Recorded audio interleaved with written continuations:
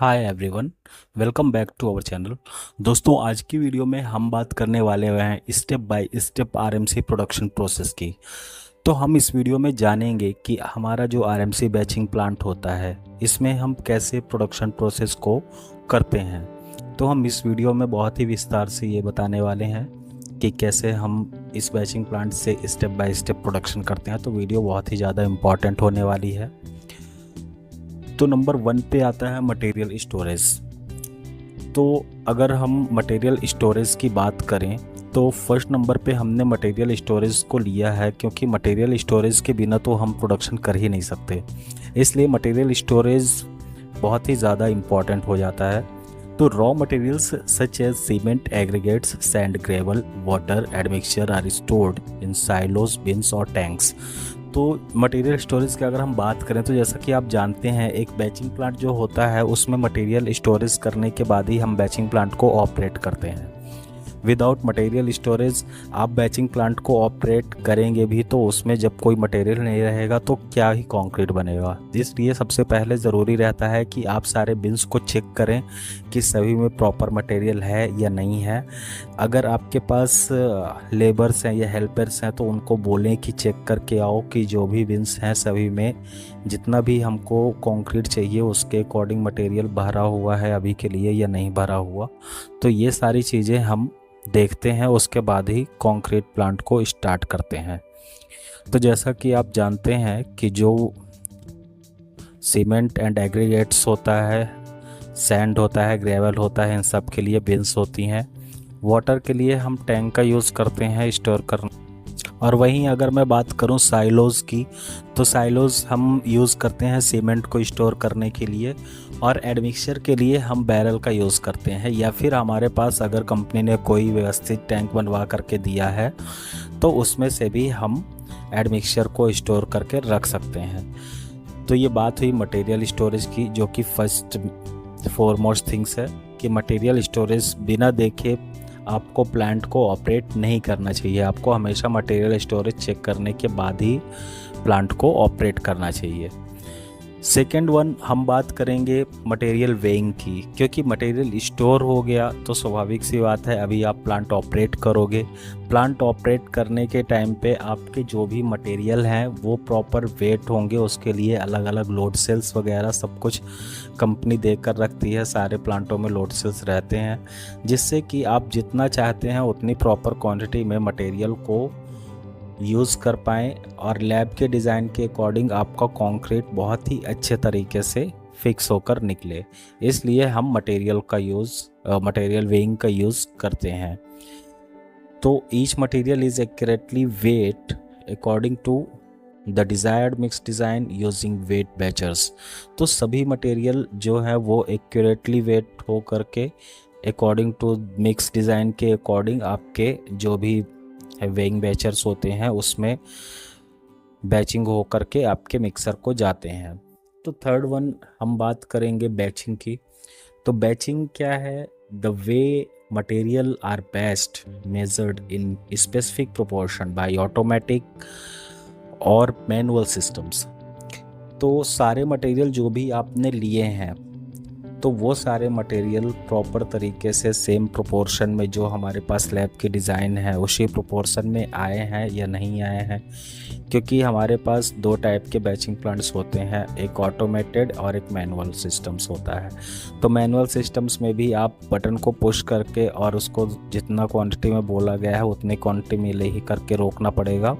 और ऑटोमेटेड में ये होता है कि आपने एक बार सेट कर दिया तो आपको चेक नहीं करना पड़ता, वो सारा मटेरियल उतनी ही क्वांटिटी में होगा। थोड़ा बहुत ऊपर नीचे हो जाता है कभी कभी, लेकिन वो लास्ट बैच तक में सारा मटेरियल फिक्स अप हो जाता है। मींस जितनी क्वांटिटी, जितना सीमेंट, जितना एग्रीगेट और जितना सैंड आपको लगना था उतना ही लास्ट बैच तक में सारा मटेरियल फिक्स हो करके एक बेहतरीन कंक्रीट बनाता है।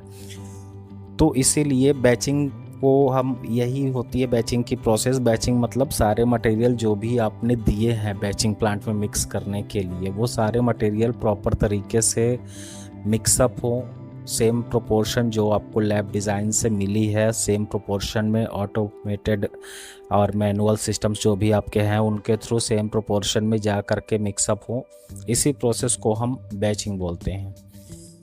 तो अभी इसके बाद क्या होता है, नेक्स्ट स्लाइड पे हम चलेंगे, जो कि है मिक्सिंग।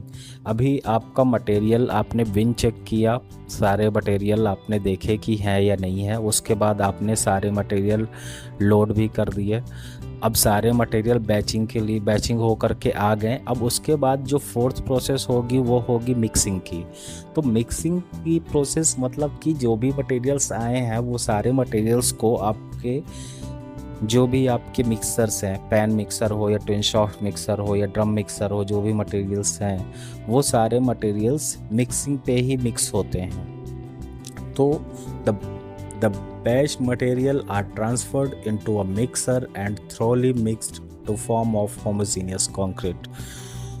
तो ये सारे बैच मटेरियल्स जो आपने अभी तक जो भी लैब से आपको डिज़ाइन मिली है और उस डिज़ाइन के अकॉर्डिंग आपने जितने भी मटेरियल्स जो भी मटेरियल्स आप ले करके वेट करके और मिक्सिंग के लिए डाले हो, वो सभी मटेरियल्स मिक्सअप हो करके एक बहुत ही अच्छी क्वालिटी का कंक्रीट आपको देंगे। तो मिक्सिंग करने के लिए आपको एक प्रॉपर टाइम होना चाहिए, मीन्स जो भी टाइम होता है 16 second, 17 second, 20 second, 22 second, depend करता है आपके लैब मैनेजर या आपका प्लांट कौन सा है, उसके अकॉर्डिंग हम मिक्सिंग की डिज़ाइन को इधर पे करते हैं। अपने मर्ज़ी से कोई चीज़ ना करें।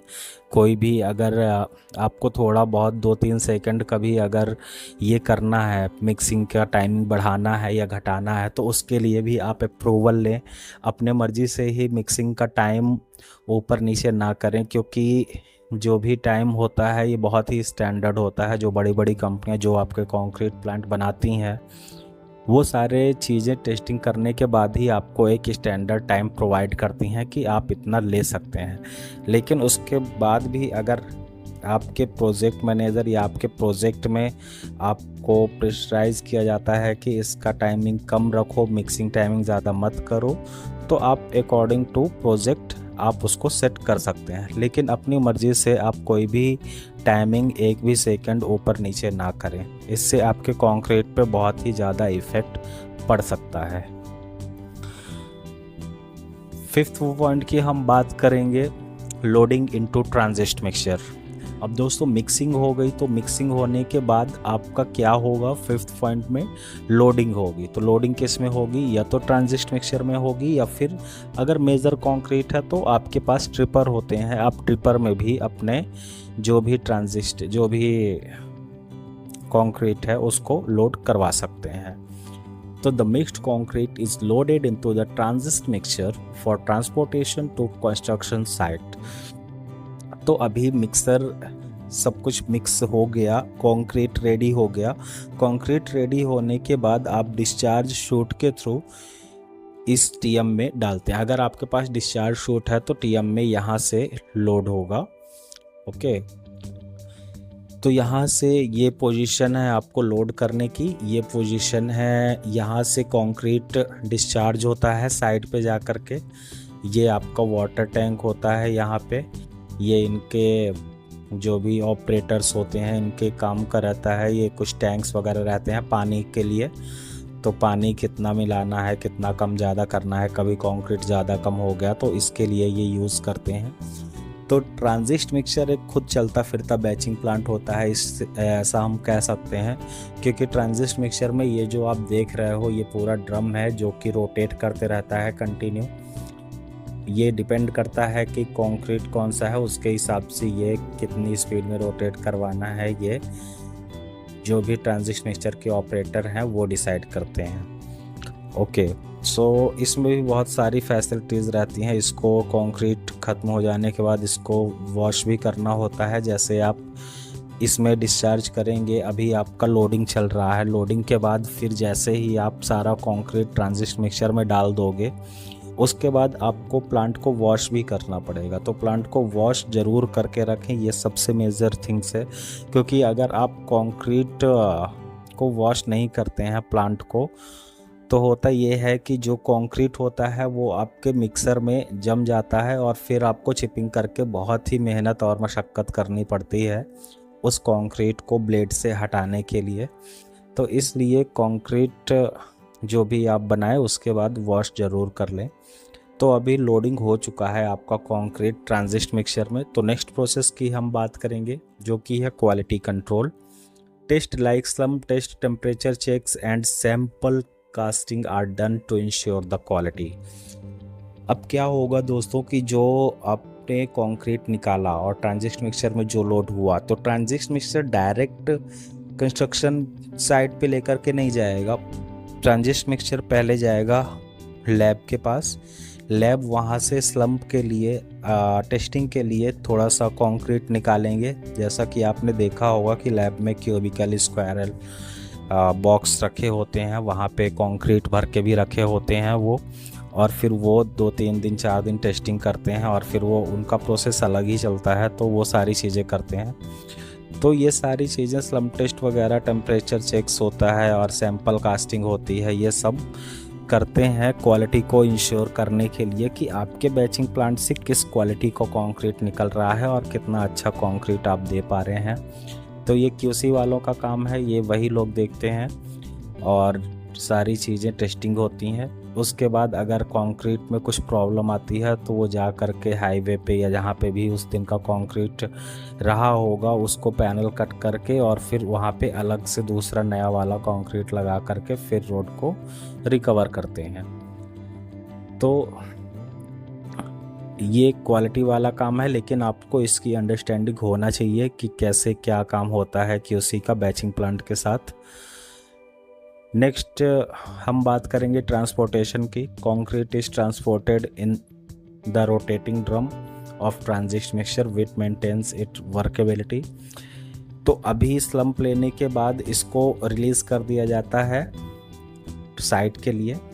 तो साइट के लिए जब ये रिलीज़ होता है उसके पहले इसको वेट भी किया जाता है कि कितना कंक्रीट है इसमें, उसके बाद साइट के लिए रिलीज़ किया जाता है।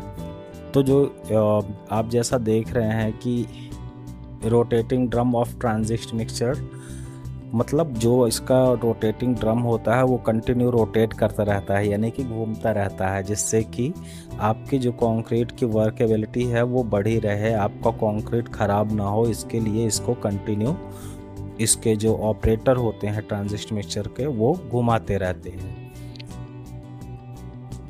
एंड नेक्स्ट हम बात करेंगे ऑन साइट डिलीवरी की। Concrete is discharged at construction site directly from the transist mixture for use। तो जैसा कि आपने देखा कि ट्रांजिस्ट मिक्सचर के साथ आपका कंक्रीट साइट पे गया, सारी प्रोसेस हुई।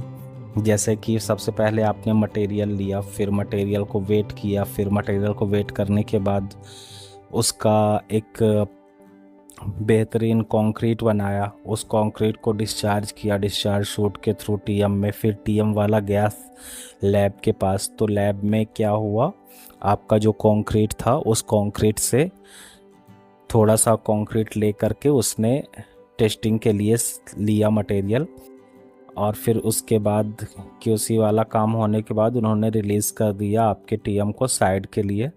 अब साइड में रिलीज़ करने के पहले ट्रांसपोर्ट आपका जो टीएम है उसका वेट होगा कि कंक्रीट कितना है और आपके टीएम का वेट जो भी होगा उसका, फिर उसके बाद आगे इशू करते हैं टीएम को। तो टीएम जब पहुंचता है ऑन साइट डिलीवरी के लिए तो वहां कंक्रीट से डायरेक्ट, वहां आपका ट्रांजिस्ट मिक्सचर से डायरेक्ट कंक्रीट को डिस्चार्ज किया जाता है, जो भी कंस्ट्रक्शन साइट जहाँ पे जिसका यूज़ रहता है। तो इस तरीके से ये सारी प्रोसेस चलती है। तो अगर आपको ये वीडियो यूज़फुल लगा हो तो प्लीज़ चैनल को सब्सक्राइब करें और वीडियो को लाइक ज़रूर करें। अगर आपको कोई चीज़ समझ में नहीं आ रही तो वीडियो को वापस से एक बार देखें, और उसके बाद भी नहीं समझ में आ रही तो आप कमेंट करके हमसे डायरेक्ट पूछ सकते हैं या हमें मैसेज कर सकते हैं। हमारे फेसबुक और इंस्टा में भी आप हमें लाइक फॉलो कर सकते हैं। Thanks a lot for watching this video.